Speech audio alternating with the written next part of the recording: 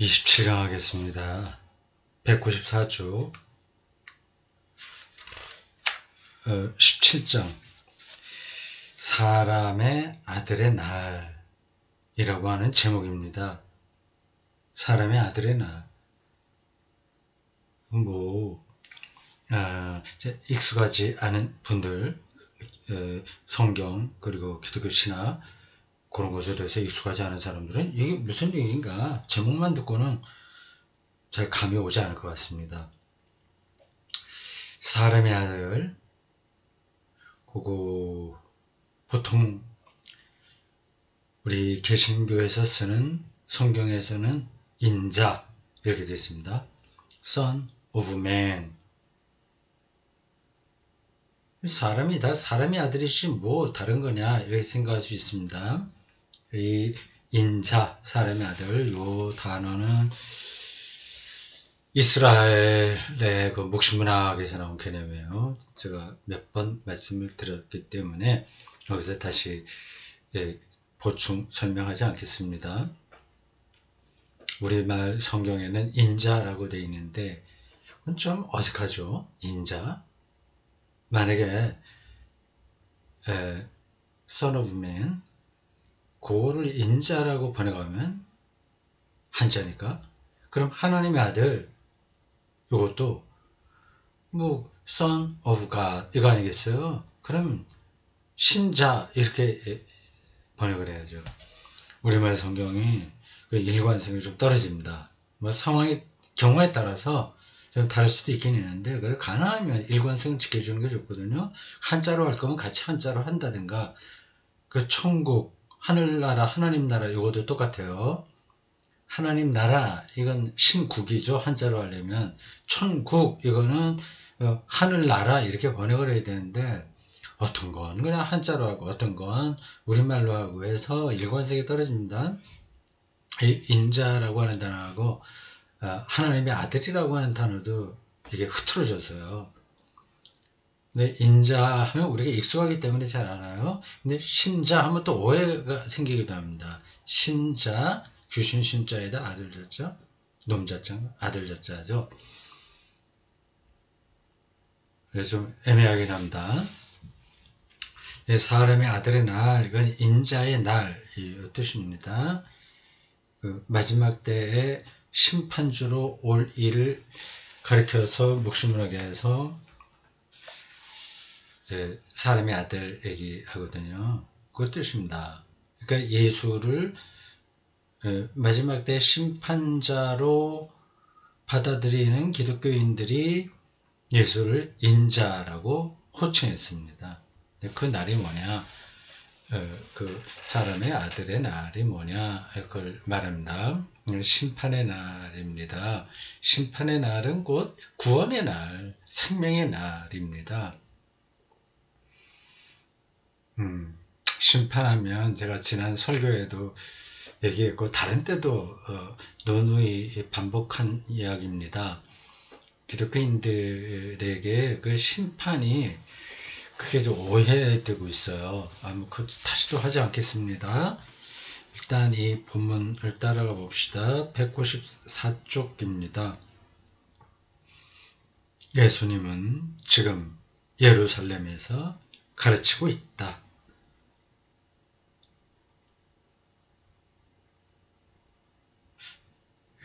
주로 갈릴리에서 활동을 하시는데 예루살렘에 한 번 혹은 두 번 방문하셨습니다. 날마다 성전에서 주저없이 적대자들과 맞섰나. 예수님은 그들의 질문에 대답하고 그들의 공격을 물리치며 그들의 위선을 간파한다.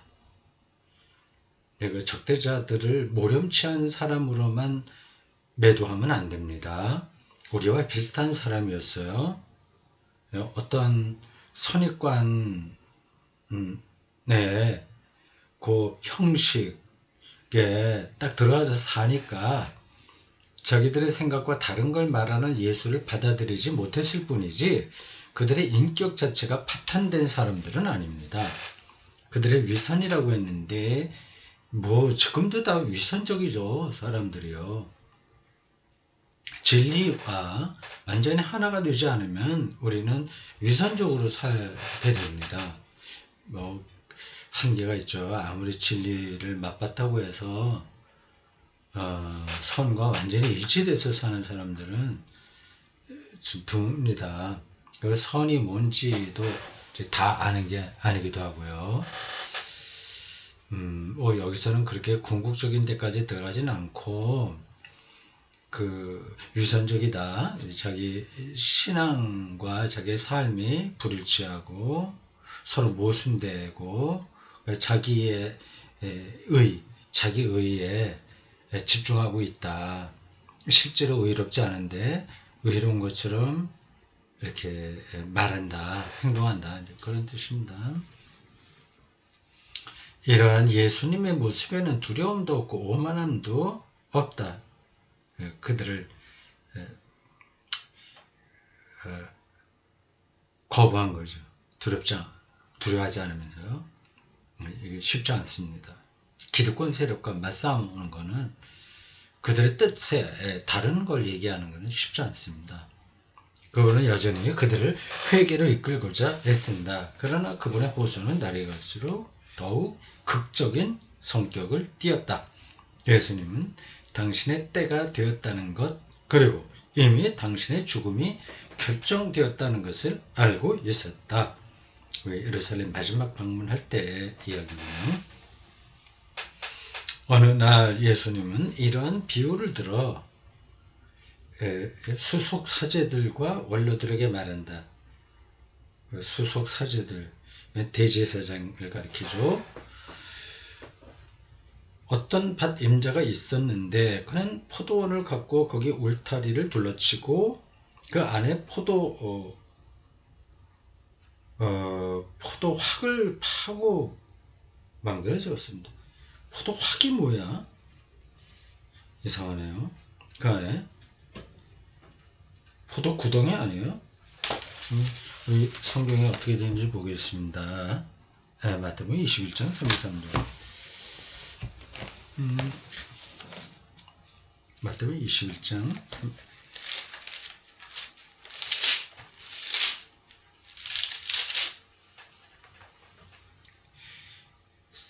포도원을 만들어 산 울타리로 두르고 거기에 즙자는 틀을 만들고 망대를 짓고 이렇게 나오는데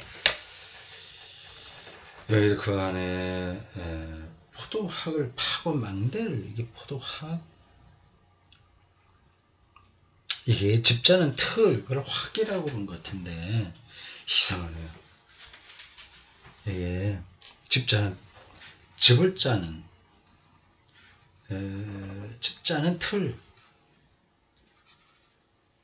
틀이에요. 이거 적었습니다. 그리고 그것을 농부들에게 내어주고 멀리 떠나 있었습니다. 열매 거둘 철이 다가오자 그는 자기 종들을 농부들에게 보내어 소출을 받으려고 했습니다. 그런데 농부들은 그의 종들을 붙잡아 하나는 때리고 하나는 죽이고 하나는 돌로 쳤습니다. 나중에 자기 아들까지 보내는데 그 아들마저 죽였다는 얘기겠죠. 그래서 조금 중간에 생략하겠습니다. 주인은 마침내 자기 아들을 그들에게 보내면서 내 아들이야 존중하겠지 하고 말했습니다. 그러나 농부들은 그 아들을 보자 서로 말하기를 이 자가 상속자다. 가서 그를 죽여버리자. 그리고 그의 유산을 우리가 차지하자 하면서 그를 붙잡아 포도원 밖으로 쫓아내고 죽여버렸습니다. 마태복음 21장 33절에서 39절. 이 비유는 고통스러운 조서라고 할 수 있다. 검찰, 경찰이 쓰는 조서. 하나님에게서 파견된 이들이 모두 그렇듯이 예수님도 몰이에와 거부에 부딪혔다. 예수님은 당신을 기다리고 있는 것이 무엇인지 분명히 알고 계셨다. 하나님 아들. 번역은 아드님 했어요. 이거 좀 어색하게 나옵니다. 그냥 하나님의 아들 하면 되는데 뭐 존칭을 붙인다고 해서 아드님. 느낌이 좀 이상하죠? 아드님 하면. 하나님의 아들의 자격이 안전을 보증해 주지 않았다. 오히려 그 때문에 많은 이들에게 증오의 표적이 되었다. 바리새인들과 대제사장들과 논쟁하는 가운데서도 예수님은 계속해서 제자들을 가르쳤다. 그들에게 특히 하나님 나라가 도래할 바로 그 날에 관하여 말씀하시는데, 예수님이 자기 생전에 그 마지막 날 올 거라고 생각을 했을까요? 어땠을까요? 생각했다고 볼 수도 있고 아니라고 할 수도 있는데, 좀 단정적으로 말하기 힘듭니다. 그분은 다시 오실 것이고, 말씀하셨는데 그날은 당신이 돌아올 날이기도 했다. 그분은 그 예수죠. 다시 오실 것이고 그때에는 심판관으로 오실 것이다. 아까 묵시문학의 인자가 심판 개념과 연관되다고 말씀드렸죠. 제자는 모름지기 깨어있는 사람, 파수꾼이 되어야 한다. 제자는 스승이 돌아왔을 때 깜짝 놀라거나 당황해서는 안 된다. 하나님 나라가 도래할 궁극의 날은 언제인가? 가까이 왔는가? 중요합니다. 우리 기독교 신앙의 모든 토대가 여기 달려있다고 할 수 있습니다. 아직 멀리 있는가? 그 날 또는 그 시간은 아무도 모른다. 하늘의 천사들도 모르고 아들도 모르고 아버지만 아신다. 마가복음 13장 32절 참조. 생명 완성의 순간입니다. 중요한 것은 아버지가 정하신 때와 순간을 아는 것이 아니라 깨어있고 준비하는 것이다. 등불을 켜서 주인을 맞을 준비를 하고 그날을 기다리는 종들은 행복하다. 기다림의 영성이죠. 얼마나 우리들에게 위로가 되는 신앙인지 모르겠습니다. 지금 여기 살고 있는 삶의 조건 가운데서 머물러 있으면서 삶을 완성할 수는 없거든요. 근데 결정적인 순간이 온다고 하니까 그때에서야 이 즐겁기도 하지만 또 비루하기도 한 이 삶을 우리가 버텨낼 수 있습니다. 그때서야 이 삶의 신비, 생명 충만을 맛볼 수 있습니다. 한밤중에 신랑을 맞을 준비하고 빛의 행렬을 지어 그를 뒤따르게 될 슬기로운 처녀들은 행복하다. 그러니 깨어있으시오. 사실 그 집의 주인이 언제 올지, 그때가 저녁일지 한밤중일지 닭이 울 때일지 새벽일지 모르기 때문입니다. 마가복음 14장 35절에서 37절 인용한 겁니다. 그가 갑자기 돌아와서 여러분이 잠자고 있는 것을 발견하는 일이 없도록 하시오. 내가 여러분에게 하는 이 말은 모든 사람에게 하는 말입니다. 깨어있으시오.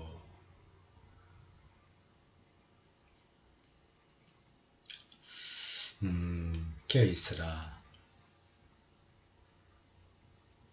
그리고 이 결정적인 날을 맞이할 준비를 하는 가장 좋은 방법은 하나님 나라의 은총이 열매를 맺도록 하는 것이다. 이 은총을 땅에 묻어버리고 이를 새로운 삶의 원리로 삼지 않는 종은 불행하다. 하나님 나라의 은총. 반면에 이 은총을 삶 자체를 선물로 생각하는 거죠. 은총이라고 하는 거는. 그럼 이제 가벼워지죠. 내가 뭘 이루어야 된다는 압박감으로부터 자유로워져요. 그리고 어떤 삶이라고 하더라도 그게 다 하나님으로부터 온 거니까 그건 생명의 절정인 거죠.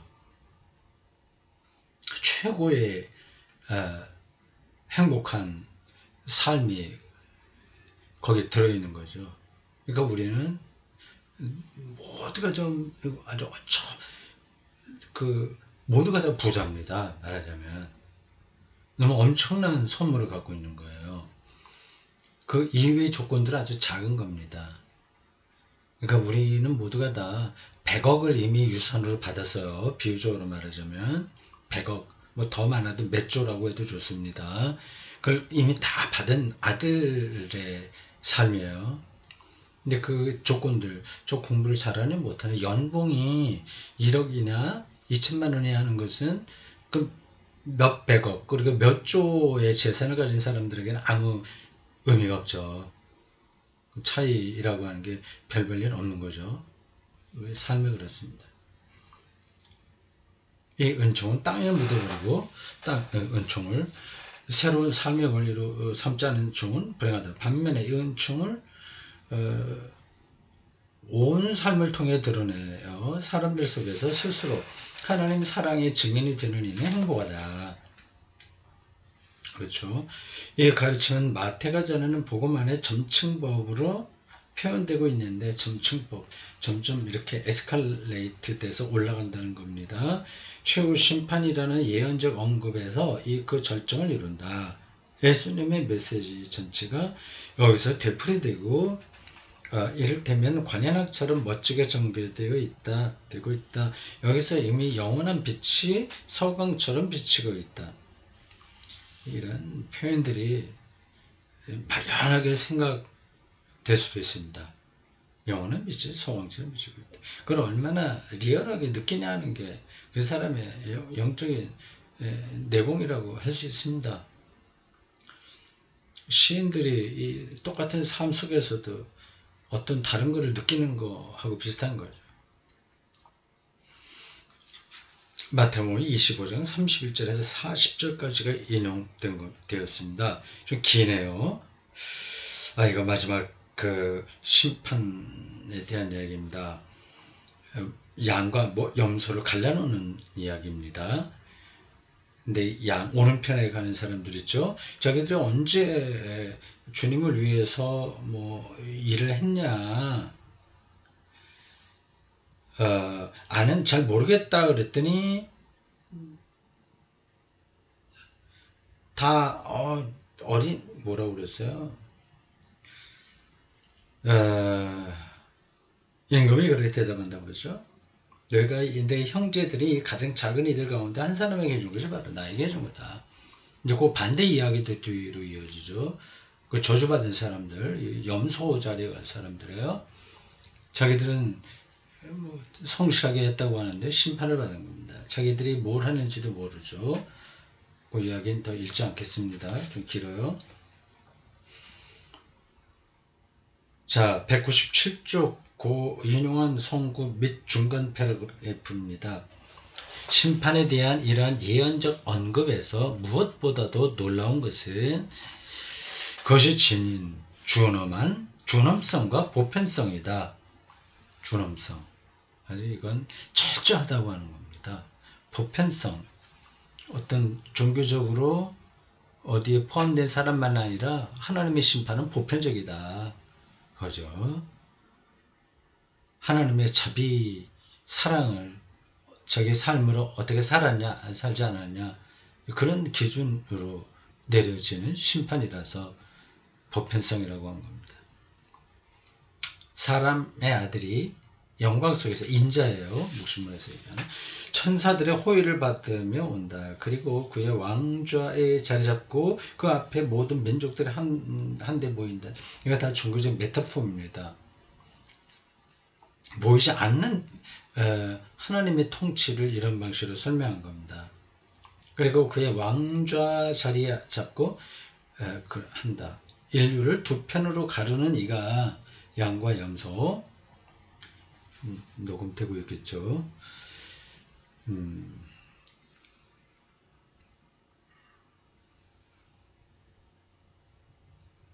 그 두 편으로 가르는 이가 바로 사람의 아들이다. 그는 아버지의 이름으로 마침내 하나님 나라를 완전하게 자신의 뜻대로 펼친다. 내 아버지께 복을 받은 이들아 와서 세상 창조 때부터 너희들을 위하여 준비된 하나님 나라를 차지하여라. 창조 때부터 하나님 나라를 차지하여라. 이게 실질적으로 뭘까요? 하나님 나라는 생명의 나라죠. 죄와 죽음이 지배하지 않는 나라죠. 그렇게 말할 수 있긴 있는데, 아주 실질적으로 뭐냐, 그거는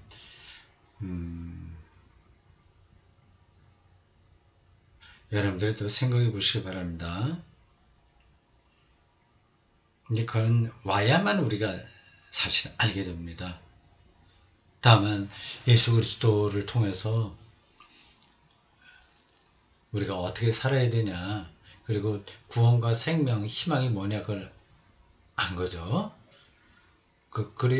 예수 그리스도와 가까이 가는 것이 일단 최선입니다.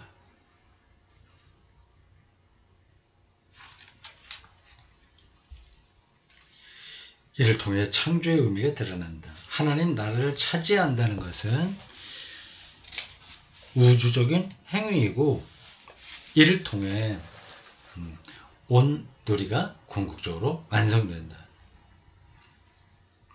바로 이 웅대한 바탕 위에 최후 심판의 놀라운 면이 드러난다.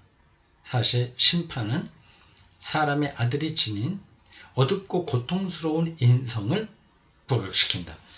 표현이 좀 까다롭습니다.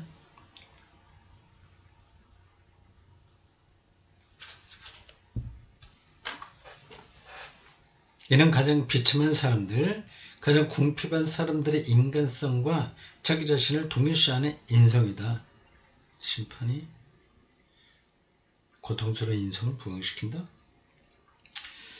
너희는 내가 굶주렸을 때에 내게 먹을 것을 주었고 내가 목말랐을 때에 내게 마시게 해주었다. 이에 뽑힌 이들은 놀라워하면서 이렇게 묻는다. 주님, 저희가 언제 그랬습니까? 지고한 심판자의 답변 안에 이 복음 구절의 예리함이 빛난다. 내가 진실로 너희에게 말한다. 너희가 내 형제들인 이 가장 작은 이들 가운데 한 사람에게 해준 것이 바로 나에게 해준 것이다. 사람들을 선별하여 가르고 뽑힌 이들과 저주받은 이들 사이에 최종 선을 긋는 진정한 심판자는 바로 사랑이며, 그것도 매우 구체적인 사랑이다.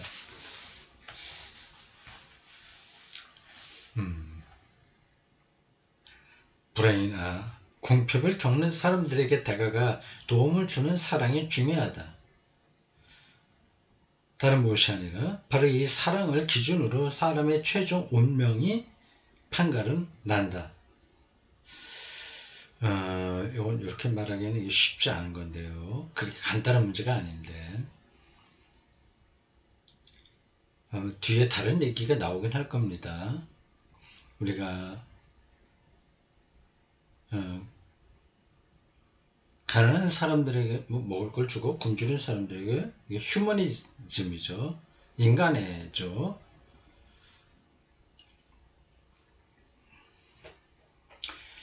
이게 하나의 방향으로서 말이 되지만 아주 구체적으로는 뭐냐, 얼마나 그게 우리가 그렇게 살 수 있냐 하고 따져들기 시작하면 이게 답이 없어요. 예를 들자면 교회도 마찬가지입니다. 저쪽 교회가 1억 원 1년 예산이다. 그러면 뭐 교회 따라서 교회 형편에 따라서 거기서 2천만 원 정도는 뭐 구제 뭐 이런 데 쓸 수 있는 데도 있고, 어떤 데는 5천만 원, 어떤 때는 뭐 8천만 원, 대부분의 돈을 굶주린 사람들 먹을 걸 주는 걸로 할 수 있단 말이에요. 그럼 뭐 어느 정도를 자기가 희생하고 사랑을 베풀어야 이게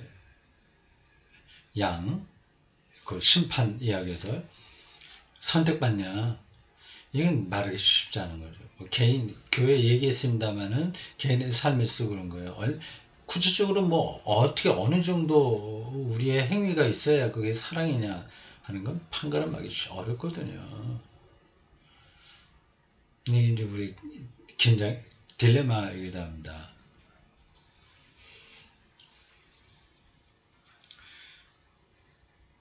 하나님 나라의 은총을 맞이하기 위해서는 반드시 자비와 자애의 숨결에 자신을 내맡겨야 된다. 이를 통해 하나님께서 우리에게 가까이 다가오시고 우리 안에 형제들을 향한 자비와 자애가 가득 차게 된다. 이 숨결을 받아들이지 않는 것은 새롭게 가까이 계신 하나님의 현주를 받아들이지 않는 것이다. 이 말은 맞다니까요. 근데 그게 어느 정도까지냐, 이거는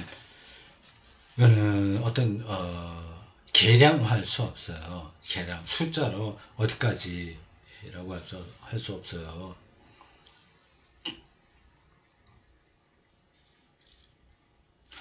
자, 어떻게 얘기하는지 좀 더 봅시다. 우리는 지금 가장 강력하고 가장 충격적인 메시지를 담고 있는 복음서의 구절을 마주하고 있다. 이전에는 제자들에게만 하신 말씀을 예수님은 이제 모든 사람들을 향해 말씀하신다. 예수님을 모르는 사람과 앞으로 이 세상에서 결코 그분을 알지 못할 이들에게도 해당되는 말씀입니다. 보편성은 이걸 얘기하는군요.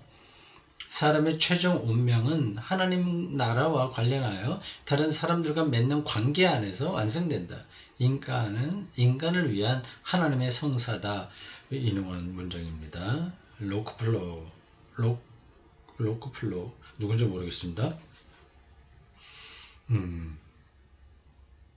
예수님은 여기서 당신 자신을 이스라엘 예언자들의 계승자로 소개한다. 당신의 가르침은 그들의 가르침을 계승하고 있다. 그들처럼 예수님에게 인간의 종교적 진리, 계약의 하나님과 사람의 관계는 다른 사람들과 맺는 윤리적 관계를 통해서 이루어진다. 맞는 얘기긴 한데 절대적인 건 아니겠죠. 종교개혁의 입장에서는 더 그렇습니다. 믿음으로 하나님으로부터 의롭다 인정을 받는 거지, 윤리적 행위로 의롭다 인정받는 게 아니거든요. 윤리가 무의미하다고 하는 게 아니라 그거로 인간은 완전해질 수가 없다는 뜻입니다. 이 사람이 뭐라고 더 얘기하는지 봅시다. 가톨릭적인 관점이 좀 많이 드러나긴 하네요. 사람이 하나님을 만나는 것은 바로 다른 이들에 대한 호의, 기꺼이 도움의 손길을 내미는 자비에 있다. 계약의 하나님은 나그네 가난하니 억압받는 이들 주위에서 지극히 거룩하신 당신의 모습을 온전히 드러내신다. 비인간적인 비참함에 잠긴 타인을 환대할 때 우리는 절대 타자이신 분의 환대를 받는다. 이 예언자들의 가르침을 예수님은 여기서 당신의 것으로 삼으시되 거기에 새로운 깊이를 더하신다. 맞는 얘기긴 한데 우리가 노숙자들을 볼 때마다 다 자기 집으로 데리고 와서 환대할 수 있는 사람이 얼마나 되겠어요. 예수님은 실제로 타인과 타인의 어려움을 크게 배려하는 것에 그치지 않고 당신이 바로 그 가없는 근심을 지닌 사람이라고 말한다. 예수님은 당신 자신을 공경 속에 처한 가장 작은 이와 동일시한다. 그분은 당신 자신을 굶주리니 나그네, 병자, 수인, 감옥에 갇히니 로 자칭하며 그들 가운데 한 사람에게 해준 것이 바로 당신에게 해준 것이라고 말한다. 이를 통해 예수님은 당신 메시지의 궁극의 진리를 드러낸다. 이 진리는, 궁극의 진리는 사람들이 흔히 성경 본문에 부여하는 윤리적 의미를 넘어선다. 윤리를 넘어선다. 이게 중요하겠죠. 공경에 처한 가장 작은 이와 당신을 동일시하면서 예수는 가장 국비판 이들을 향한 도덕적 너그러움을 일깨우기 위해 당신과 비참한 이 사이에 외적이고 일시적인 모종의 유사함이 있음을 일깨우는 것에 그치지 않는다. 당연히 그래야 되겠죠. 그분의 의도는 훨씬 더 멀리까지 나아간다. 어떤 걸까? 기대가 되네요. 봅시다. 먼저 예수님이 가장 작은 이들과 당신을 동일시하는 것은 매우 오래된 전승에 속한다는 점을 눈여겨보는 것이 좋겠다. 그것은 마가복음이 보여주듯이 예수님이 하신 설교의 특징이기도 하다. 마가복음 9장 37절. 보자. 9장 37절. 어린아이 이름으로 어린아이 하는 거예요. 누구든지 내 이름으로 이런 어린아이 하나를 영접하면 곧 나를 영접하며 누구든지 나를 영접하면 나를 영접함이 아니라 나를 보내시는 영접합니다. 아주 오래된 전승이다. 예수에 대한 이야기. 근데 마태복음을 보면 예수님의 설교에는 참으로 오랜 시대에 있어나 볼 수 있는 것들로 이를 스승 자신이 아닌 다른 누군가의 것으로 돌리기 힘든 규정, 힘든 특징들이 다 표현이 좀 이상하네요. 확 들어오지 않네. 번역이 좀 이상한 건가? 지나갑시다. 따라서 예수님이 모든 고통받는 인류와 자신을 동일시하는 것은 그분의 근본 계시라고 보아야 된다. 이는 예수님의 핵심 메시지에 비추어 이해돼야 한다. 예수님은 하나님 나라의 도래를 선포했다. 당신 내면 깊은 곳에서 몸소 체험한 것을 통해 하나님 나라의 도래를 선포한 것이다. 그리고 예수님을 통해 하나님께서 사람에게 가까이 오셨는데 예수님이 사람이 되시는 매 급진적인 방식을 택한 것이다. 사람이 되시는 그냥 사람이 아니라 가난한 사람이 된다는 걸까? 좀 까다로워요. 이는 추상적이고 비시간적인 인간성이 아니라 구체적이고 역사적인 조건 안에 있는 인성이다. 그래요. 예수는 실제 인간이었으니까요. 하나님께서는 예수님 안에서 나약함, 고통과 죽음이라는 인간의 조건을 받아들이셨다.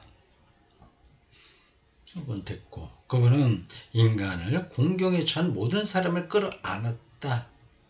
그리고 이를 통해 하나님께서는 그 공경을 당신에게 공경이 아니라 곤경에게 가까이 다가가는 길로 당신의 모습을 드러내는 장소로 만드셨다. 그러므로 우리가 비참한 일을 환대할 때 실제로 우리가 환대하는 분은 바로 하나님이다. 그래, 그건 우리가 익히 잘 알고 있는 바죠. 동화에도 많이 나오는 이야기예요. 이렇게 톨스토이 동화 같은 데는 흔하게 나올 텐데 하여튼 누구누구 가난하고 어려운 사람을 도왔는데 그게 다 예수님이었다 이제 그런 얘기잖아요. 우리는 자비를 실천한다고 생각하지만 사실 우리보다 먼저 하나님의 자비가 있었고 바로 하나님의 사랑이 우리에게 다가오는 것이다. 내가 기대했던 그걸 뛰어넘는 어떤 새로운 영성 그런 거 아직까지 나오지는 않았어요. 이미 앞에서 한 이야기 같은데 성 프란치스코는 이렇게 유언했었다.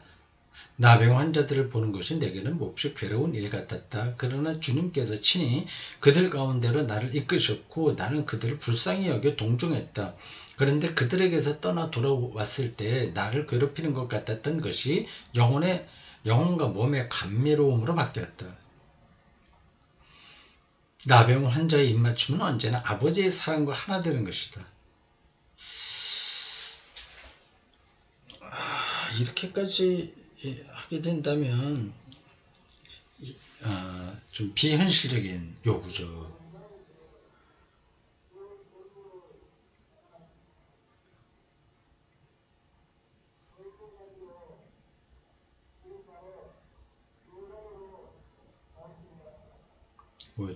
이 장에 얘기 안 해요?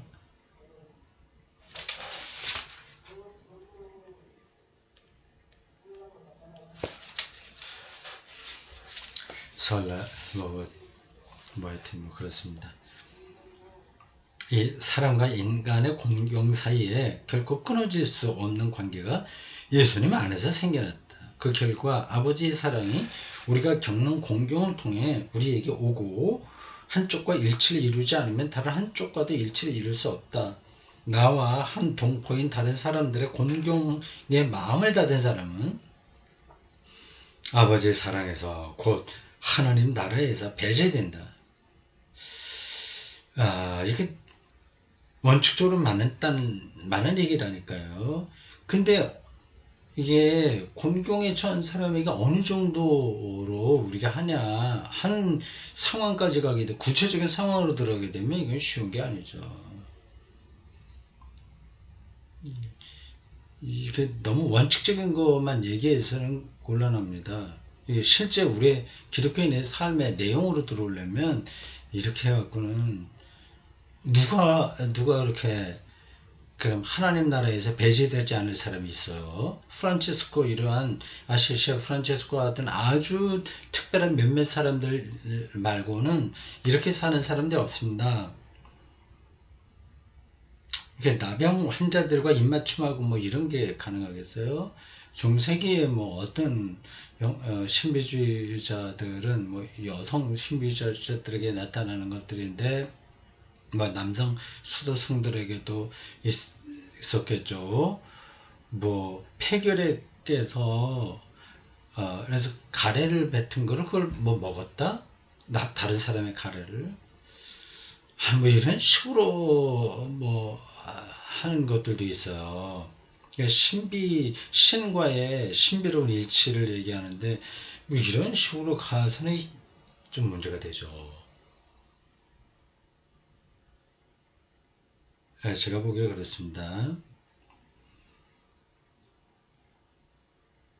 반면에 자기 형제의 비참함에 마음을 여는 사람은 당연히 그래야죠. 열부사가 꼭 필요한 거긴 합니다. 그 사람 안에서 예수님의 인성을 통해 아버지에게서 오는 사랑의 물결이 넘쳐 흐른다. 마음을 여는 것 맞다니까요. 근데 그게 실제 삶에서 이 프란체스코 같은 극단의 어, 가난 영성 뭐 이런 쪽으로 들어가지 않는 한 현실에서는 불가능한 얘기입니다. 이렇게 사람의 아들이 내리는 심판은 사람 밖에서 오는 결정이 아니다. 그래서 새롭게 가까이 계시는 하나님, 예수님 안에서 상처받은 인간의 모습으로 우리에게 오는 그분을 받아들이느냐 거부하는 애에 따라 우리가 어떻게 되는지를 알려줄 뿐이다. 이 대목은 좀 당위에 머무르는 것 같아요. 인자가 얘기하려고 하는 게 요건 아닐 것 같은데, 근데 틀렸다는 얘기가 아니라 하여튼 뭐 제가 무슨 말씀을 드린지 전달이 됐겠죠. 자, 일단 여기까지 하겠습니다.